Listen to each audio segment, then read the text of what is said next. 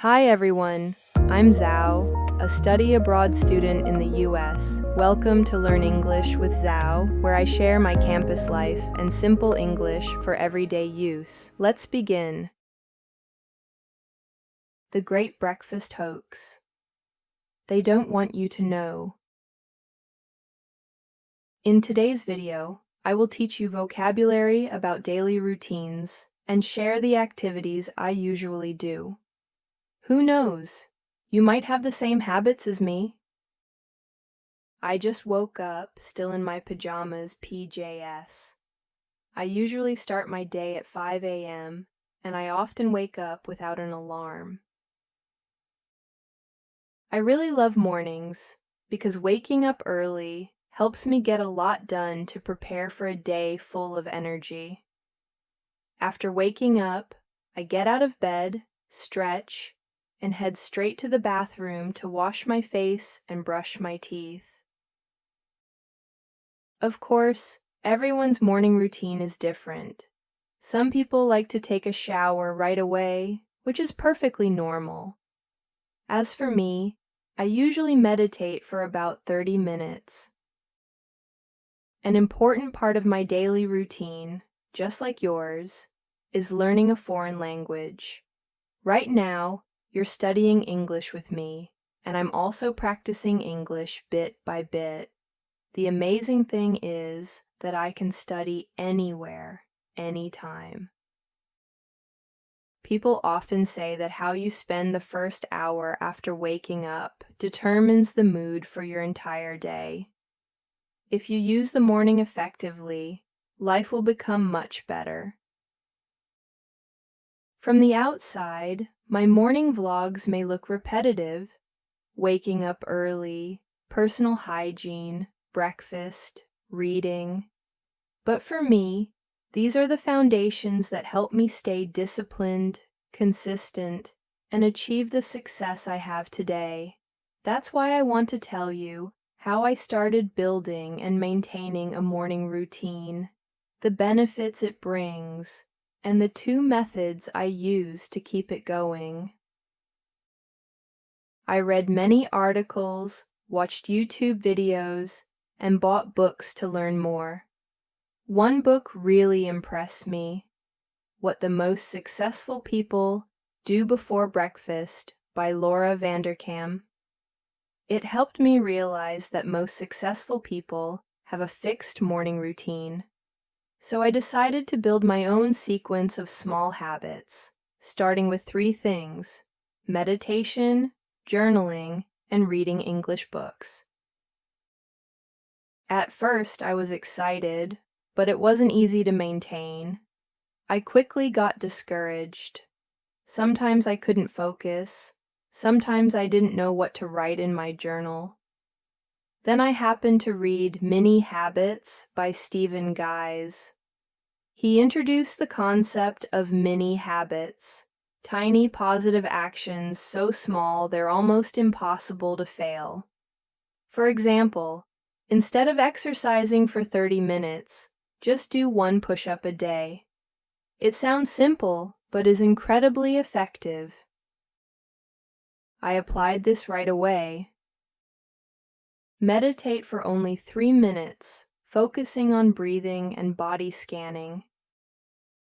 Write just 5 lines in my journal, highlighting 1 key moment from the previous day. Read only 1 page of a book each morning.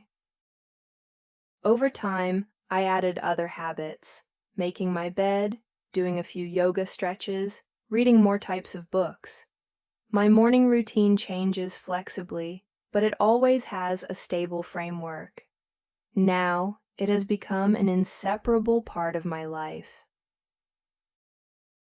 By lowering the bar to a minimum, I found it much easier to maintain. More importantly, habits gradually became automatic, just like brushing your teeth in the morning. If I skip them, I feel uncomfortable. The benefits are clear.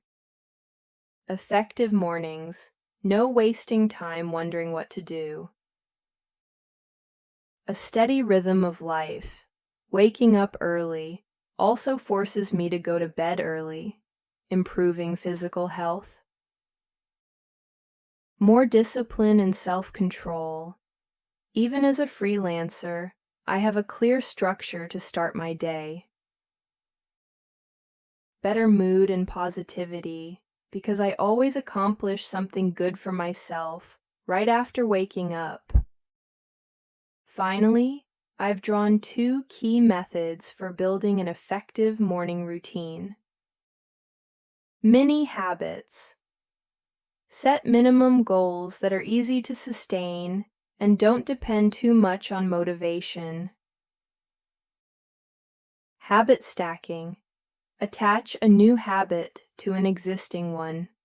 For example, after journaling, I read 1 page of a book. One more note. As I said earlier, everyone has a different schedule. Not everyone needs to wake up at 5 a.m. If you're a night owl, just wake up 15 to 30 minutes earlier than usual and use that time for a meaningful mini routine. The important thing is not the wake-up time, but what you do right after waking up. Oh, and let me tell you an interesting story, the breakfast hoax of the century. This phrase refers to how the food industry, especially cereal, dairy, and fast food companies, heavily promoted throughout the 20th century that breakfast is the most important meal of the day. The message was repeated so much that it became a global belief. However, later scientific studies revealed that this claim was not entirely accurate. It came more from marketing campaigns than medical evidence. For businesses, they needed to create a daily consumption habit, thereby boosting sales of cereals, milk, butter, bread, and drinks. For consumers, many people believed that skipping breakfast harmed health, lowered energy, or increased risks of obesity and heart disease. As a result, they tried to eat breakfast, often with processed foods that were not truly healthy. For society, the message shaped eating culture, especially in the West, influencing both dietary habits and the global food market.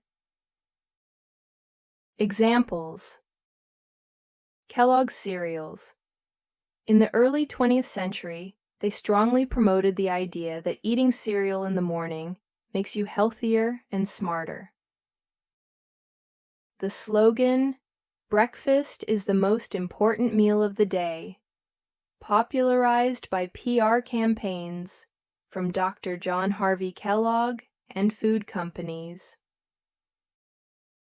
Today's reality. Modern nutrition studies show that skipping breakfast does not seriously harm healthy adults and may even help with weight control.